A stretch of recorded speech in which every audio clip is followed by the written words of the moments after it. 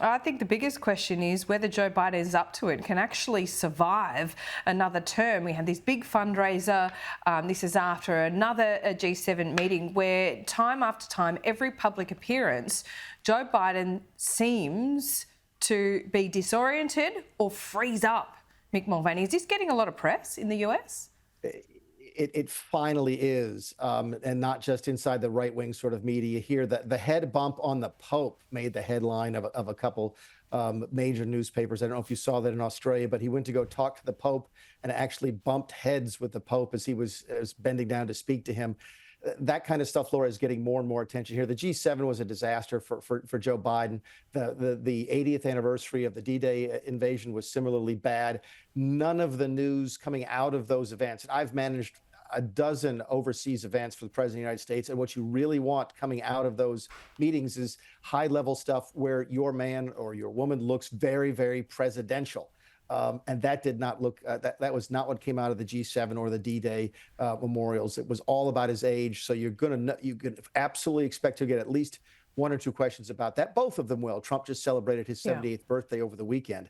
Both of them were questions about age. It is front and center in this campaign, the likes of which we've not seen in my lifetime. Yeah, I mean, Joe Biden and the Democrats have tried to get ahead of this. I know there was another ad that said, you know, where Joe Biden was like, I'm just 3 years older than you. So to remind voters that there's not that big an age gap there. But that doesn't seem to be the problem. It seems to be the cognitive ability, the mental capacity. How can the Democrats let this go on? I mean, at the moment, Mick, it looks like Joe Biden would really struggle to campaign every day in a proper campaign. He would, and I think what you're seeing them telegraph is he's not going to run an ordinary or a proper campaign. He's going to run sort of a highlight campaign. This has been tried in the past. I think you and I have discussed. Jimmy Carter tried this. I mean, Jimmy Carter from the Rose Garden, yeah. Yeah, really? That's exactly right. You be presidential, and you do more set pieces. You do more ribbon cuttings. You give more speeches to groups, and you do set pieces as opposed to sort of glad handing with aspiring voters and so forth. You can try it. They have to try it. Look, there's a lot of discussion here now about whether or not this first debate is timed so that if Biden has a really rough time of it, they can replace him. The Democrats can replace him.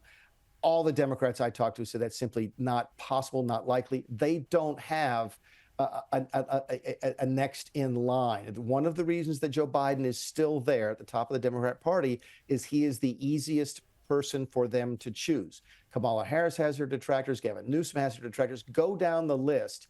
And Joe Biden is sort of the one that everybody is sort of okay with. And if you start to go to the next level, it can create real divisions in the Democrat Party, even more so than you're seeing now. It's just wild to think that they just cannot come up with an alternative plan here. I mean, if we talk about the proverbial bus, Mick, who would it be? Well, Kamala Harris. If it's the literal bus, well, and the Democrats think that would be a disaster, essentially. They do. She's probably less popular than the president, and for different reasons. She's just not perceived as being competent enough to do the job, even when she is sharp, and she's my age, and she is very sharp. But they just don't. They don't. Imagine seeing the commentary around you're not being competent enough compared to Joe Biden. It's a pretty bad indictment, isn't it? It's raising for us something that's never happened, at least in anybody's recent memory, where the vice presidential choices are going to be important. And maybe it's a function of one being 81 and one being 78.